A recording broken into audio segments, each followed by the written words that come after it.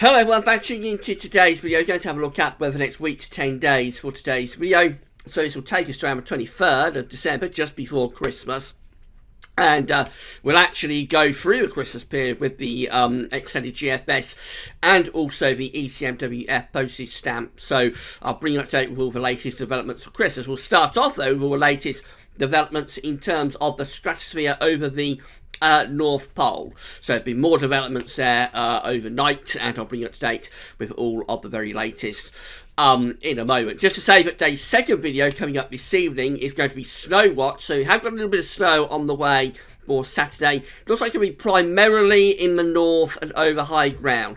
So if you're in the south, in the southeast, you're wanting snow, don't be disappointed when you see Snow Watch later. It is not going to show much away snow down in the southeast. But Snow Watch will be with you this evening. That will be the first Snow Watch of this winter season. So it kept us waiting.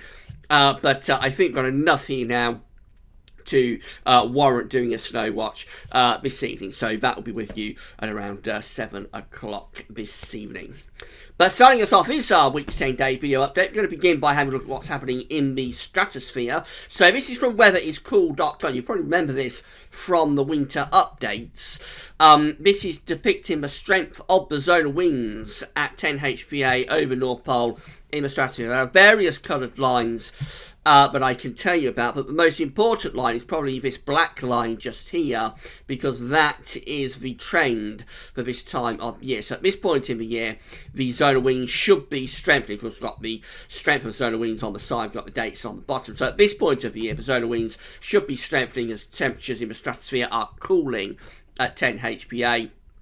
You ramp up the polar vortex, and the polar vortex will increase the strength of the zonal winds, and so you'll primarily get westerly winds through the northern hemisphere. Now the green lines are the each individual member of the GFS ensembles, and there is also a thicker green line that you can probably make out just through there. That is the ensemble mean of the GFS ensembles. Now look what the ensemble mean of the GFS ensembles is doing before the end of December. This is December just here, of course. That's January just there, and that's February just there.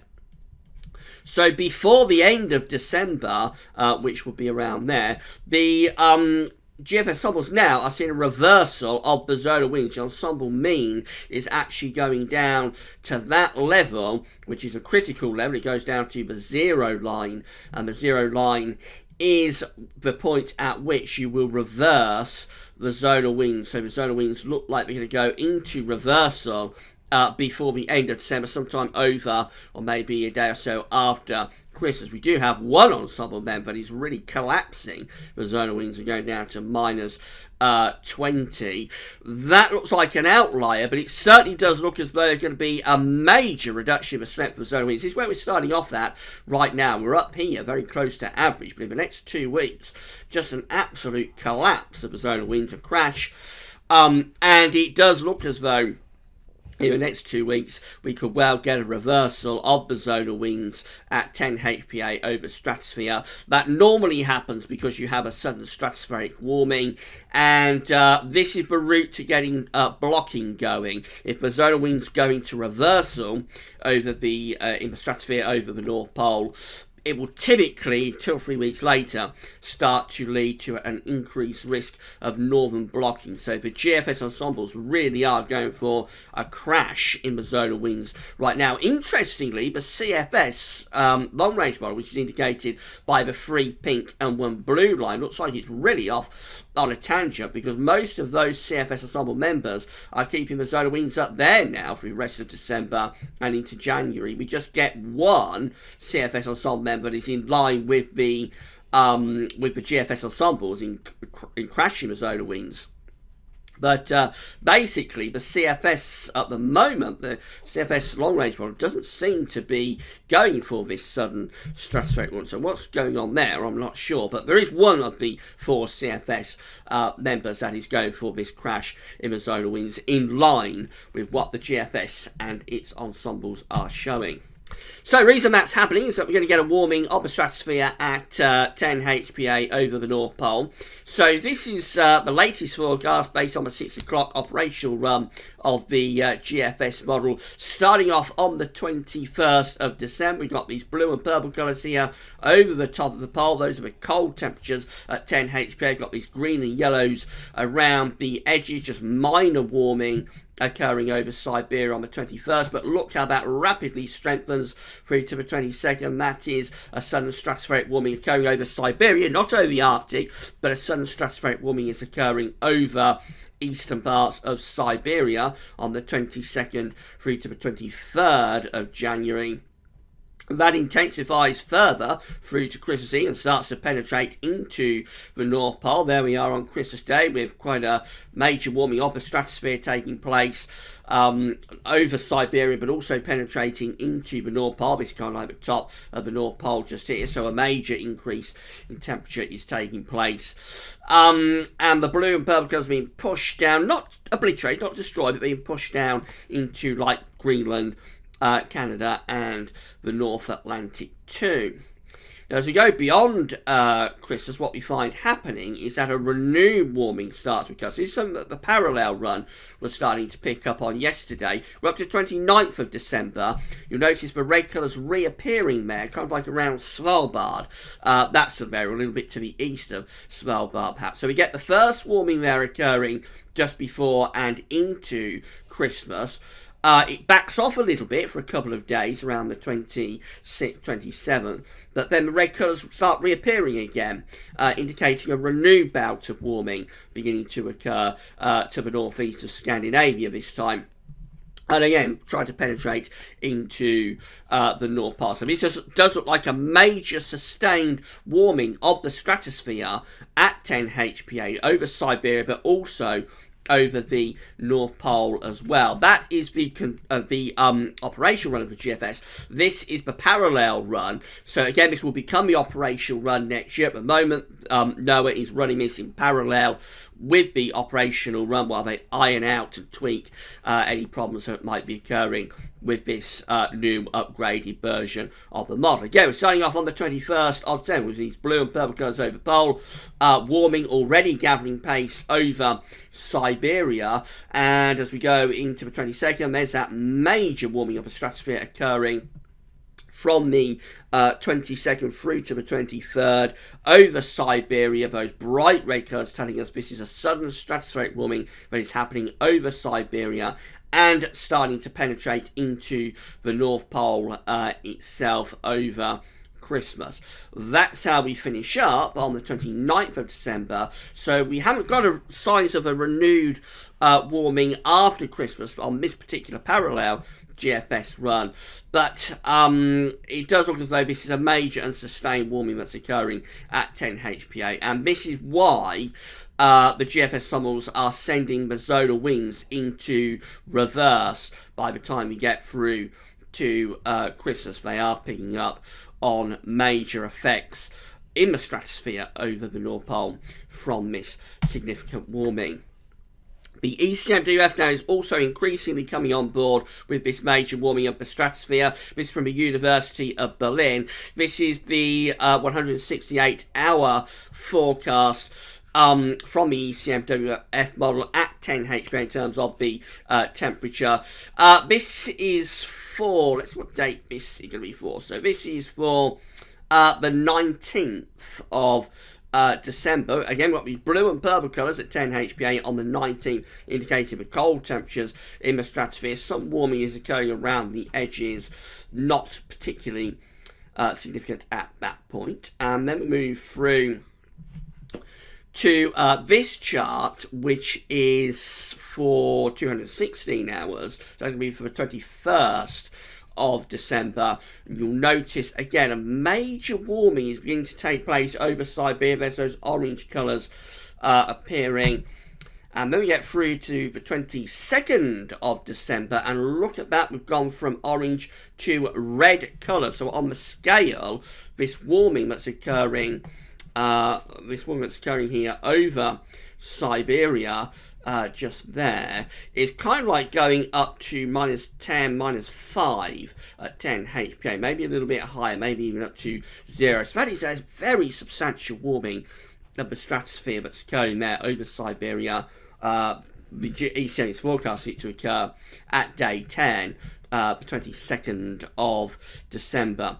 You'll notice that the North Pole itself, and helpfully the North Pole is depicted by this black cross just here.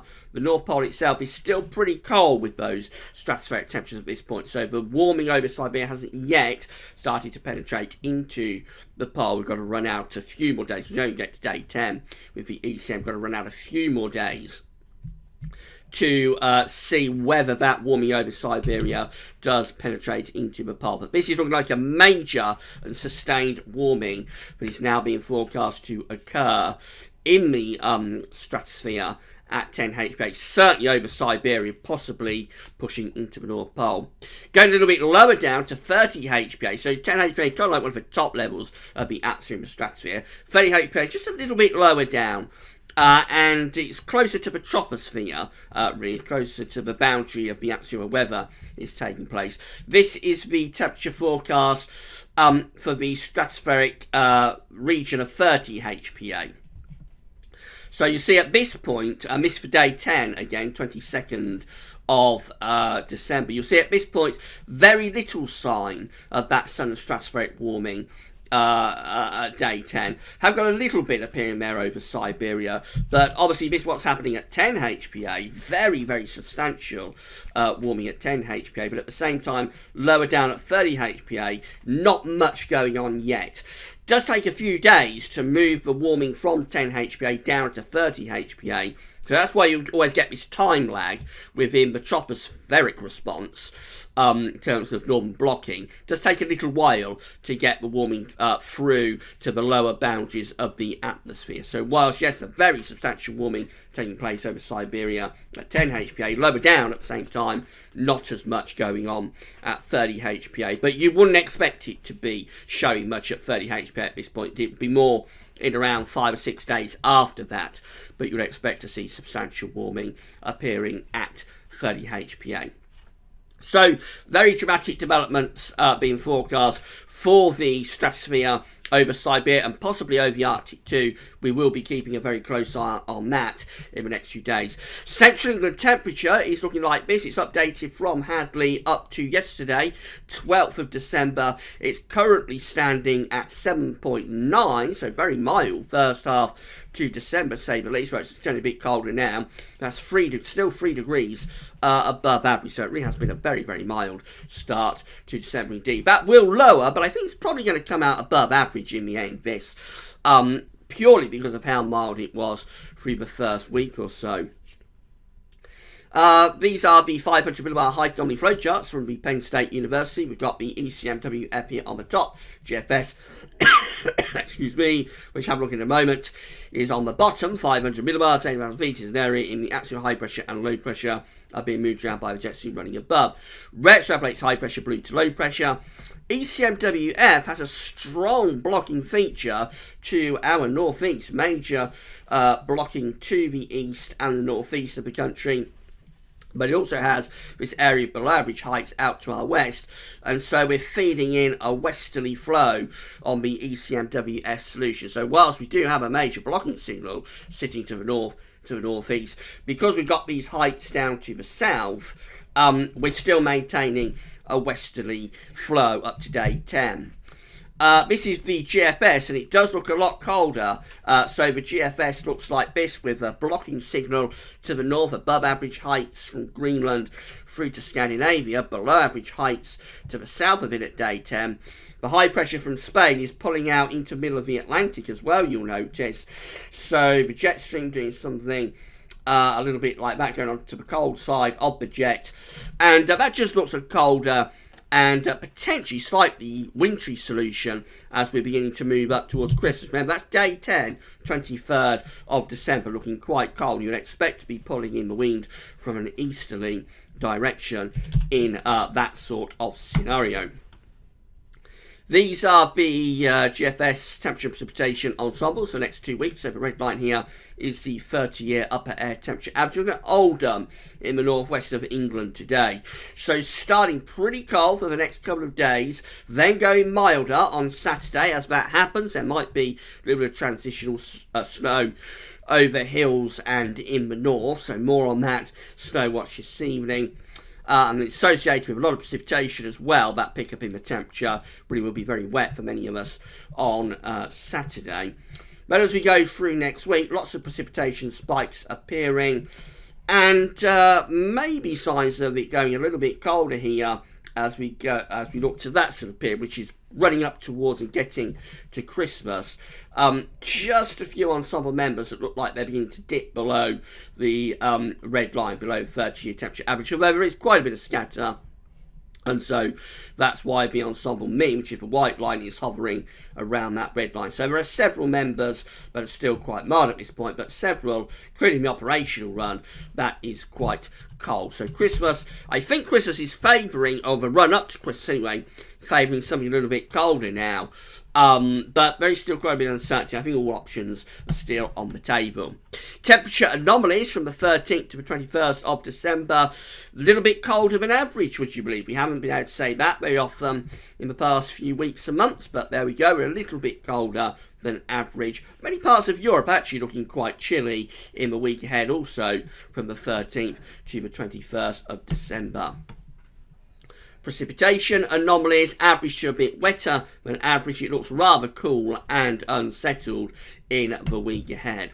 This is the 6 o'clock operational GFS run then, looking wet and windy to start Sunday. So that's still Saturday's weather, just clearing away from the northeastern corner of the country, introducing those westerly winds. And on Monday, we're waiting for the next area of low pressure to head in, so Monday might actually be quite a nice day with a fair amount of sunshine, but Tuesday turns wet and windy, and then through the middle and second half of next week, it's this low pressure will be dominated, whether bringing showers or probably even longer spells of rain. And that low pressure is gradually digging southwards, southeastwards as we're going along, so we're up to Friday next week, Friday 21st of December. And we saw it on the height anomaly flow charts with the above average heights building to the north, to the northeast, these below average heights to the southeast, the jet streams going down there. And so we're starting to import some colder air in from the east, particularly to the northern parts of the country. Getting up towards Christmas, so this is day 10, Sunday the 23rd of December, and we've got high pressure to the north. It's ridging in from, it's actually ridging in from Russia over here into Scandinavia. We've got low pressure down to our south around here, and yes, we are bringing in an east wind. That could be feeding in snow showers to eastern parts of the country the day before Christmas Eve. Christmas Eve looks a little bit different though. We start to get this ridge building across the country, so any snow shower risk is cut off, but probably still cold away from the northwest of Scotland anyway. We've got these southwest winds. It's probably still cold for Christmas Eve, dry and frosty. And then Christmas Day, gradually introducing a milder southwesterly wind for the north and west of the country, but England and Wales still on the back ridge, probably still cold and frosty even on Christmas Day. It's not until Boxing Day and beyond that we re-establish those westerly winds. We turn things milder then for all places as we start to run up towards the new year. As far as we can go with the GFS at the moment is to Saturday 29th of December, where we're in that westerly flow, looking milder but probably quite showery. That's the operational GFS. This is the parallel GFS run, and again on Sunday getting rid of Saturday's wet weather. That's moving away to the northeast, leaving us with sunshine showers. Probably not too bad for Monday, but then Tuesday brings the next batch of wet and windy weather in from off the Atlantic. That's Wednesday, low pressure dominated weather. Notice pressure remains pretty high over Scandinavia, and it backs into western parts of Russia as well as we go through into the second half of next week. We're heading to the weekend of the 22nd, 23rd of December, still bringing these westerlies in, coming up against this area of high pressure to the northeast. That high pressure is strengthening all the time though. It's up to 1,050 millibars now in the west of Russia, so that's a very intense area of high pressure that's sitting across Russia there just before Christmas.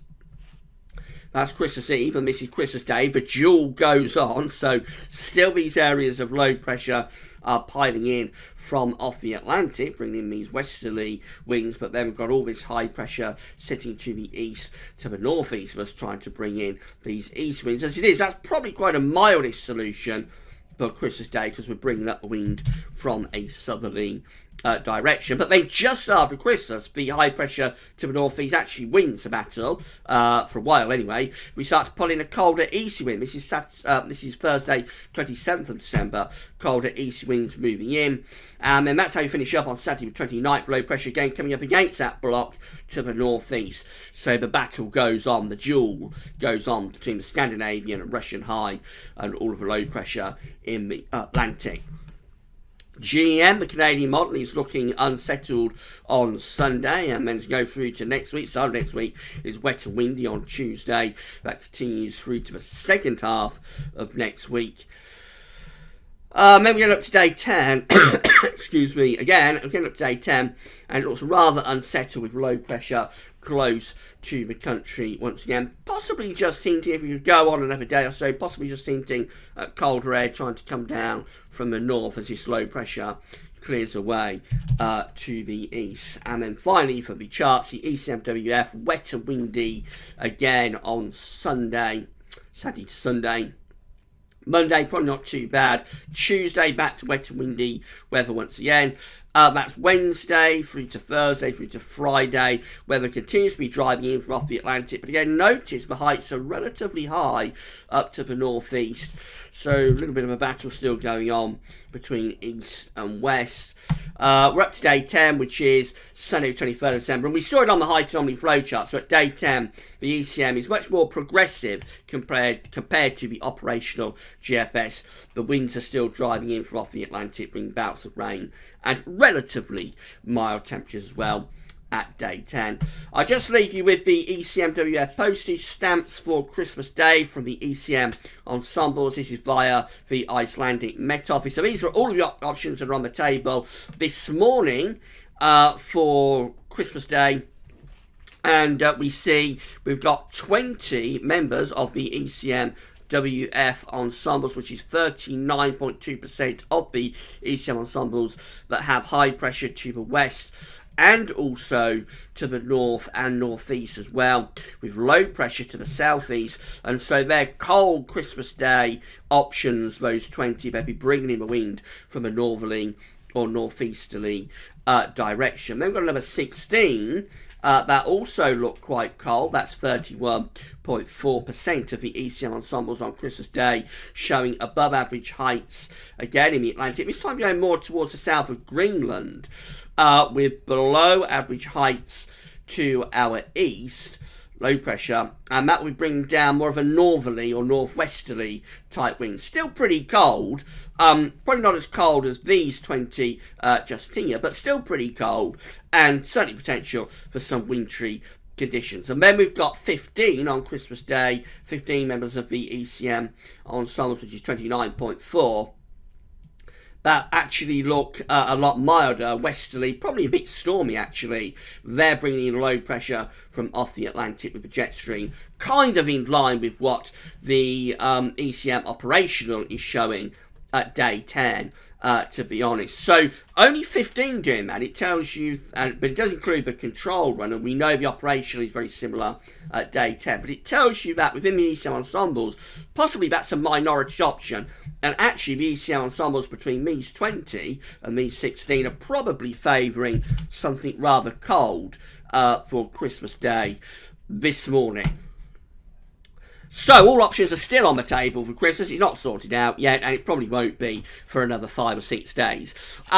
Before we get to that, though, we've got quite interesting weather coming up next week. So we're going to get this rain, snow on Saturday. Then we break through the Atlantic. Westerly winds early next week. It's going to go wet and windy. Mentioned a case of waiting to see what happens beyond that into the middle and second half next week. Do we start to move that low pressure southwards, raise the heights to the north, as the GFS is showing? If that happens by the end of next week, we'll be pulling in pretty cold air from the east. Or do we just keep this Atlantic, push this Atlantic onslaught going ECM operational run in particular wants to do, all will be revealed in the next few days.